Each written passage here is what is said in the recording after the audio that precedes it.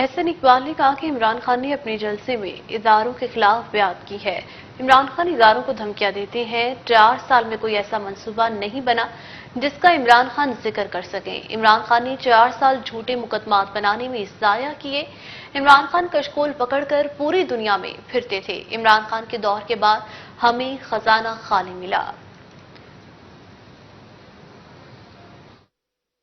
عمران نیازی اپنے فورن ڈونرز کے ایجنڈے پر کار فرما ہے اور پاکستان کے اندر جہاں معاشی تباہی پیدا کی ہے اب وہ اداروں کے تباہی کے مشن کے اوپر گامزن ہے۔ کبھی عدلیہ کو دھمکیاں دیتا ہے، کبھی الیکشن کمیشن کو دھمکی دیتا ہے، کبھی مسلح افواج کو دھمکی دیتا ہے۔